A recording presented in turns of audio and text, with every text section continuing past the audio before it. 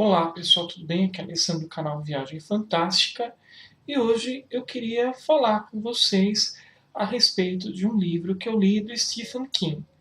Aí muita gente já vai pensar: ah, o Alessandro vai falar de um livro de terror. Calma, peraí, porque esse livro aqui do Stephen King ele é bem diferente dos outros, tá? Eu estou falando de Hearts in Atlantis. Se for traduzir para português, o título seria Corações na Atlântida. Essa obra de Stephen King é inédita aqui no Brasil. Ela nunca foi publicada. E a gente sabe que a editora que tem os direitos autorais dos livros de Stephen King é a Suma. E até agora a Suma de Letras não anunciou a publicação de Corações na Atlântida aqui no Brasil. Né? Então vamos aguardar, vamos ver aí se a Suma vai se manifestar. No ano que vem a gente pode ter novidades sobre isso. Mas, afinal de contas, qual é esse livro? Corações na Atlântida. Bom, esse livro aqui, como eu falei para vocês, ele é bastante diferente dentro da produção literária do Stephen King. Lembrando que semana que vem o Stephen King faz aniversário, acho que ele vai fazer 79 ou 80 anos de vida. E está aí em plena atividade. Mas voltando a Hearts in Atlantis, ou Corações na Atlântida. Esse livro é um livro bastante diferente entre outros livros do Stephen King. Não é um livro de terror, apesar de ter alguns elementos ali de terror, eu diria, tá? Mas não de uma maneira não muito convencional. Ele foge de outros livros, é um livro até difícil de ser classificado. Alguns falam que é um livro de coletânea de contos e novelas. Outros até mesmo falam que é um tipo de romance fragmentado. Bom, de qualquer forma, Hearts and Atlantis, tá? Essa é uma edição que eu tenho. Vocês podem ver, tá? É um livro usado, eu comprei usado mesmo na estante virtual. Eu lembro que na época eu paguei bem barato, acho que foi em torno de uns R$ 20. Olha só, isso aqui é uma jacket, tá? Ela sai, o livro mesmo tá aqui, ó. Esse é o livro é azul, vou tirar para vocês darem uma olhadinha, tá? Este aqui é o livro, tá? Aqui, ó, Hearts and Atlantis. Ele é todo azul aqui, é capa dura, é legal. E tem essa jacket que eu mostrei para vocês. Isso aqui é uma jacket, tá? Então, do que se trata o Hearts and Atlantis? Hearts in Atlantis, ou Corações na Atlântida, na minha opinião, é o livro mais pessoal do Stephen King. Por quê? Porque, na verdade, são 5 narrativas que elas vão se relacionar através de situações, através de personagens.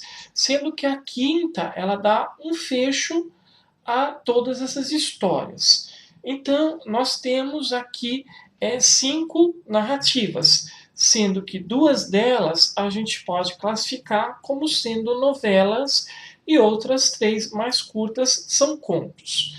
Então vamos lá, gente. Hearts and Atlantis, nós temos a primeira narrativa, que é o Low Men in Yellow Coats, traduzindo seriam homens baixinhos de casacos amarelos, alguma coisa assim, tá?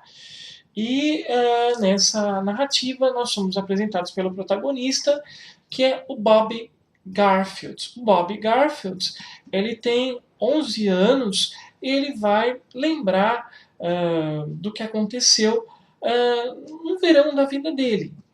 Né? Então, como a gente já conhece as histórias de Stephen King, ela tem um aspecto bastante nostálgico e o protagonista é esse garoto, o Bob. Então, o Bob é um menino ali que está crescendo numa cidadezinha ali do interior dos Estados Unidos. Ele tem a mãe que é um tanto problemática, um pouco possessiva. Ele é órfão de pai, como alguns outros personagens do Stephen King. O pai dele acho que morre de ataque cardíaco. E aí a mãe dele aluga uma parte da casa, ele mora em um sobrado, para um homem chamado, acho que Ted Burning, me parece que é esse o nome dele. E o Ted é um homem mais velho, na faixa de 50 anos, e eles começam a estabelecer uma relação de amizade. Só que, assim como em outras histórias do Stephen King, aqui nós temos uma reviravolta e nós vamos descobrir que o Ted ele tem habilidades especiais, digamos assim. Eu não vou entrar em muitos detalhes sobre isso, mas em alguns aspectos ele me lembrou muito o John Smith de A Hora da Zona Morta. E a gente também descobre que o Ted ele está sendo perseguido por seres que não são deste mundo, tá? É interessante essa história porque ela faz uma relação com a série da Torre Negra. E aí a gente vê a exploração do Stephen King do seu multiverso, digamos assim, porque uma história está relacionada com a outra. Então essa narrativa ou essa novela ela é bem interessante, ela tem bastante eventos dramáticos, tem uma situação aqui que beira o horror, lembrando que muitas vezes o horror da vida real é muito mais assustador do que o horror sobrenatural. Tem alguns elementos sobrenaturais também, e é bem interessante, é bem estilo clássico do Stephen King, aquela mistura de drama, tem uma pitada também de mistério, de suspense, um final assim que consegue ser bonito e triste ao mesmo tempo. E para mim, essa história é a melhor do livro, tá? Ela é bem melhor, ela é superior às outras narrativas. Depois dessa, nós temos uma outra novela, digamos assim, que é chamada justamente de Hearts in Atlantis. Essa aqui já tem uma pegada mais realista, ela não tem nenhum elemento sobrenatural e vai contar justamente o cotidiano de estudantes dentro de um campo universitário, sendo que um grupo deles acaba se viciando num jogo de cartas, que eu acho que se chama Hearts, e é uma história que tem alguns toques autobiográficos disfarçados. Ela é interessante. Eu não diria que, assim, dentro da coletânea, ela me pareceu ser a mais fraca de todas, pelo menos na minha opinião.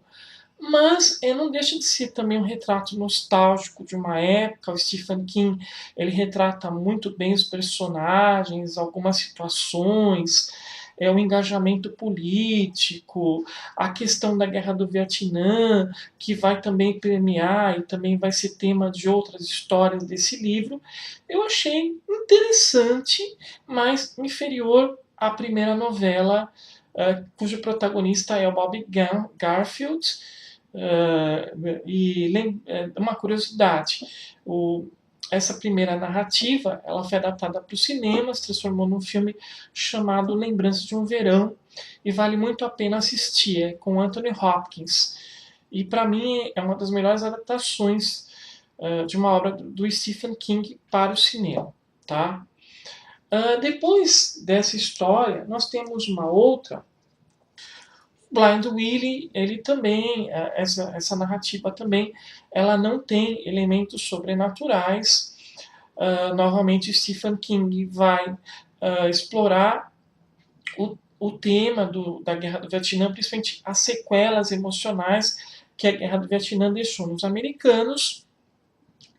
Basicamente, a situação gira em torno do Willie, que aparece também na primeira novela, e ele já está adulto aqui. Aparentemente, ele é um executivo, um homem de negócios. Então, Stephen King ele vai narrando a rotina desse homem, desde o momento que ele acorda, se despede da mulher para ir para o trabalho. E quando ele chega no emprego dele, a gente acha que é uma coisa e depois é revelado que é outra. Tá? A gente acha que ele é uma espécie de executivo, o dono de uma pequena empresa, e não é nada disso. Ele exerce uma outra atividade, e eu não vou entrar em muitos detalhes sobre isso, mas o emprego dele, digamos assim, é um tanto inusitado, e também existe essa expiação da culpa pelo que ocorreu no Vietnã. O Stephen King trabalha novamente com isso, né, colocando o personagem como se ele estivesse fazendo realmente uma maneira de se livrar das coisas erradas que ele fez durante a Guerra do Vietnã.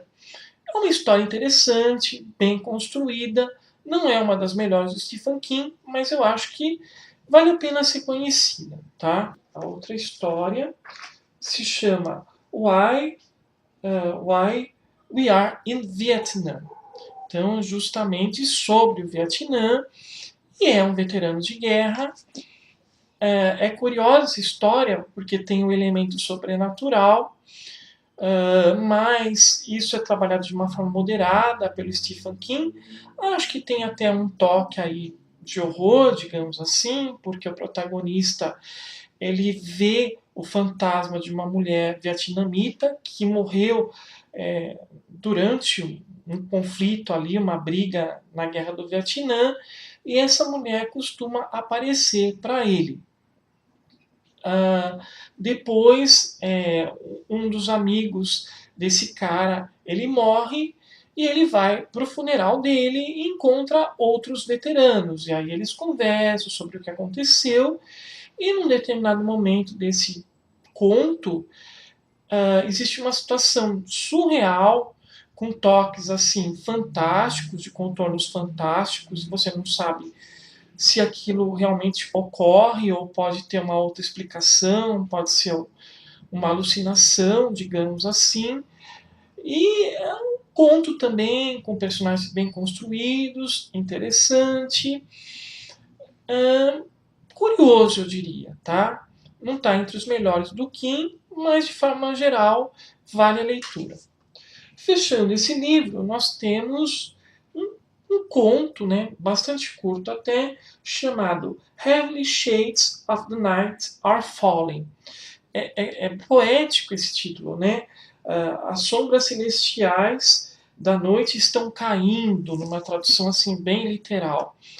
E o protagonista desse conto é justamente o Bob Garfield. Ele reaparece aqui e ele faz uma espécie de acerto do passado, digamos assim. Ele acerta as contas com o passado dele. Existe um reencontro inusitado, que eu não vou entrar em muitos detalhes, mas envolve uma personagem ali que aparece na primeira novela.